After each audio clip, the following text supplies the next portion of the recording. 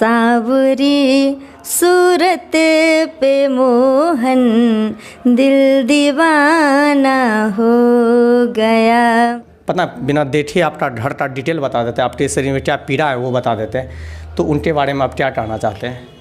देखिए, सभी के अपने अपने सिद्धांत हैं और ये चले नैनों से, हाँ चले नैनों से, चले नैनों से ती। जय भोलेनाथ, हर हर महादेव, जय श्री राम।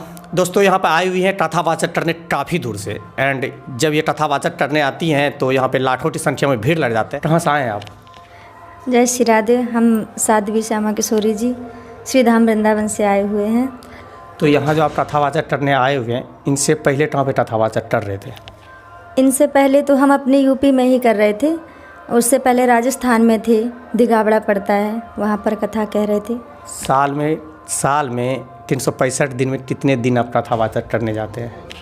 अब इसकी तो कोई गिनती नहीं है, लेकिन कथा तो काफ़ी हो जाती हैं लगभग। अब महीने में, हर महीने में कभी 2 भी हो जाती हैं, कभी 1 भी हो जाती है, तो इस प्रकार से।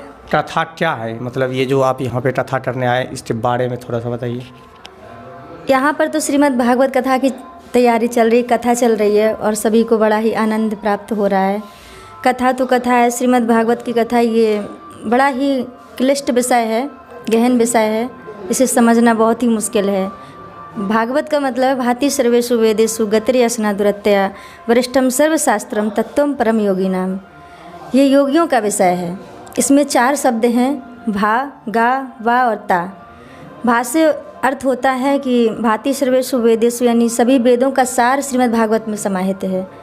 गा से होता है गतिर्यसना दुरत्या, इसकी गति बड़ी विलक्षण है। वा से होता है वरिष्ठम सर्वशास्त्रम, यानी सभी जो शास्त्र हैं, 6 शास्त्र, सभी 6 शास्त्रों का सार श्रीमद् भागवत में समाहित है। ता से होता है तत्वम परम योगी नाम, ये योगियों का विषय है। लेकिन भगवान की, गोविंद की हम सब के ऊपर कृपा जब तक नहीं होती है तब तक ये विषय हम सबको प्राप्त नहीं होता है। बड़ा आनंद का विषय है श्रीमद् भागवत कथा। तो अभी जो आप यहाँ पे करने आए हुए हैं उतना दूर से, बिहार में बांका जिला में महादेवपुर में, तो आपको यहाँ पे कैसा लग रहा है? यहाँ पे हमें बहुत ही अच्छा लग रहा है। और एक बार, पिछले बार भी हम आ चुके हैं, श्री रामचरितमानस की कथा हुई थी 7 दिन की, तब भी यहाँ भक्तों ने मुझे बड़ा ही प्रेम दिया, स्नेह दिया, जिसके कारण दोबारा मेरा आना हुआ यहाँ पर, आगमन हुआ है इस बिहार की धरती पर। जब आप भागवत कथा स्टार्ट करते हैं मंच पे, तो क्या क्या आपको सामना फेस करना पड़ता है वहाँ पे ऑडियंस से, या आसपास का कुछ गलत या अच्छा क्या फेस करना पड़ता है? नहीं, आसपास का तो सभी अच्छा होता है, सब लोगों का प्रेम देख करके हमें तो आनंद होता है और श्रोताओं को भी बड़ा आनंद होता है कथा को सुन करके। कोई शिकायत नहीं रहती, सबको आनंद मिलता है। तो अभी तक जहाँ जहाँ किए हैं जाके, तो मतलब कोई शिकायत नहीं है, मतलब प्यार सरल मिला है? सबने बड़ा प्रेम दिया है। बिहार में ये तो गंगा की भूमि है, साक्षात ज्ञान की भूमि है, और यहाँ पर सभी लोग बड़े प्रेमी हैं और बहुत प्रेम मिलने के कारण ही पुनः यहाँ पर आगमन हुआ है आप सबके बीच में।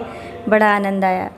एक मेरे तरफ से थोड़ा सा भजन सुना। सावरी सूरत पे मोहन दिल दीवाना हो गया। एक तो तेरे नैन कारे, दूसरा काजल लगा। एक तो तेरे नैन कारे, दूसरा काजल लगा। तीसरा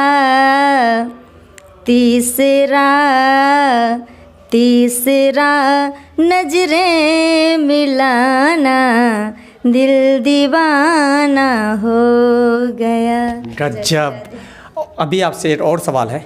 अभी चल रहा है विवाद बागेश्वर धाम, जानते हैं बागेश्वर धाम? हाँ, जानते हैं। धीरेन्द्र कृष्ण को, जी। वो उसको बोल रहा है कि वो आप फेक हैं, मतलब ऐसे बिना पर्चा बनाते हो, पता बिना देखे आपका घर का डिटेल बता देते हैं, आपके शरीर में क्या पीड़ा है वो बता देते हैं, तो उनके बारे में आप क्या कहना चाहते हैं? देखिए, सभी के अपने अपने सिद्धांत हैं और ये सबसे बड़ी बात ये है कि हिंदू धर्म को आगे लेके चल रहे हैं और जो ज्ञान होता है हमारे पास या किसी के पास भी, उसका प्रचार प्रसार करना सभी का धर्म होता है। वो तो हर वक्त बोलता है कि पूरा हिंदुस्तान को हिंदू राज बनाएंगे, मतलब वो अपने आप में बोल रहा है, और पूरा हिंदुस्तान को हिंदू राज बनाएंगे। तो उस पर आप क्या कहना चाहते हैं? हिंदू तो अपना सबको हिंदू में बन जाना चाहिए या नहीं बन जाना? बिल्कुल बनना चाहिए। देखो, एकता में ही बल होता है। परिवार जब एकजुट होकर के रहता है तो उसमें बल होता है, और परिवार जब बिखर जाता है तो फिर शांति भंग हो जाती है, फिर वो एक नहीं हो पाता। इसलिए हम सबको, अगर हिंदू को एक होना है तो फिर सामंजस्य बना के चलना पड़ेगा, एक दूसरे को सपोर्ट करना पड़ेगा। लोग क्या करते हैं ना, एक दूसरे की कमियां निकाल करके उनको फैलाते हैं। कमियां तो सब में होती हैं थोड़ी बहुत, लेकिन कमियां ना देखते हुए जो हिंदू राष्ट्र की बात करे वो उसका सबका सम्मान करना चाहिए और सबका सपोर्ट करना चाहिए, साथ भी देना चाहिए। अभी तक आप बागेश्वर धाम से मिले हैं कि नहीं?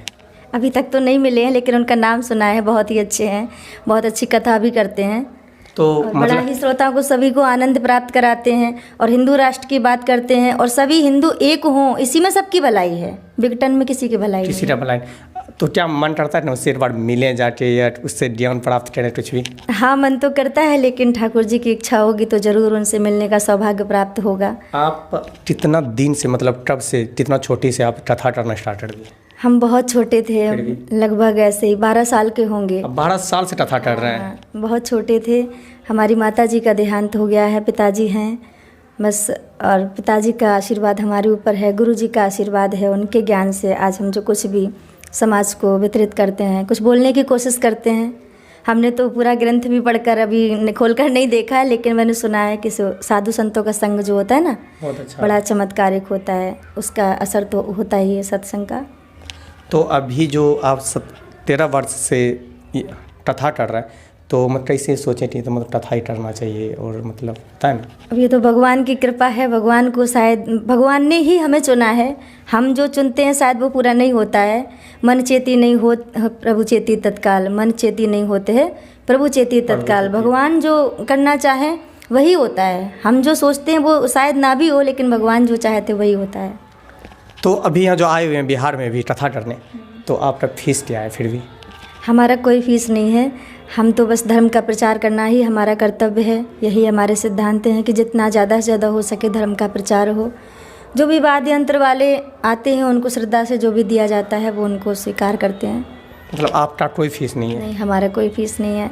तो यहाँ जो आप अभी आए हुए हैं, आपके साथ कितना है आदमी, कितना टीम में है? हमारे साथ में सभी संगीत वाले हैं, नाल वादक हैं, पैड वादक हैं और ऑर्गन वादक हैं भैया, मतलब 7-8 प्लस है, और झांकी वाले भैया हैं। हाँ, 7-8 लोग हैं। तो यहाँ कब तक रहेंगे महादेवपुर में भी? महादेवपुर में आज रुक्मणी मंगल है, रुक्मणी विवाह है, रासलीला, बड़ी सुंदर सुंदर कथाएं हैं आज, और कल कथा का विश्राम दिवस है। परसों हम लोगों की यहाँ से विदाई होगी। तो फिर क्या लगता है कि फिर यहाँ पे हमको बुलाया जाएगा, या मतलब क्या लगता है ऑडियंस को देख के? फिर भी कुछ लगता तो है कि बुलाया जाए, लेकिन भगवान की इच्छा जहाँ होगी वो वहाँ भेजेंगे, वहाँ जाना पड़ेगा। उनकी चाकरी कर रहे हैं हम तो। थोड़ा सा क्लिप राम कथा का एक भजन सुना दिए, राम कथा का, श्री कृष्ण का तो सुना दिए, राम कथा का सुना दिए। ले चले अपनी नागरिया, ले चले अपनी नागरिया, अवध बिहारी सांवरिया, अवध बिहारी सांवरिया। जय श्री राम। सबसे ज़्यादा आपका कौन सा भजन पे, राम कथा या कृष्ण कथा में जो ऑडियंस होता है पूरा झूमने लगता है? थोड़ा मतलब होता नहीं कि हम कथा मतलब भजन किए तो पूरा झूमने लगा अपने, सभी अच्छे हैं। नहीं होता नहीं, एकदम बेस्ट एरो भजन होता है इसमें कि पूरा झूमने लगता है वो भजन।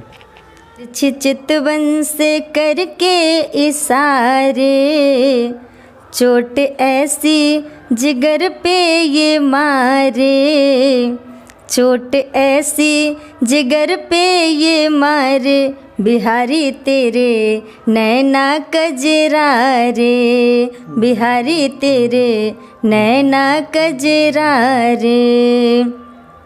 मिल गए जब से नैनों से नैना, मिल गए जब से नैनों से नैना, एक पल भी ना आए रे चैना, एक पल भी ना आए रे चैन, चले नैनों से, हाँ चले नैनों से, चले नैनों से तीरे करारे, जो घायल हमें करे डारे, जो घायल हमें करे। इनके बाद यहाँ से कहाँ पे आपका प्रोग्राम है फिर भी?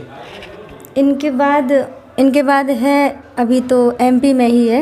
एमपी में कितना दिन का है? फिर एमपी के बाद में फिर गुजरात में है, बारडोली। लगा हुआ है एकदम पूरा। लगा हुआ है। एंड यहाँ पे अच्छा लगा इनसे मिलके, काफ़ी ज़्यादा भजन भी सुनाए और काफ़ी दूर से भजन कहने आते हैं। एक बार में इसका भजन सुनने के लिए 2 लाख से एबव श्रद्धालु आते हैं। एंड अब मिलते हैं अगले वीडियो में दोस्तों, और आप कैसा लगा वीडियो कमेंट करके बताएंगे। जय श्री राम, राधे राधे।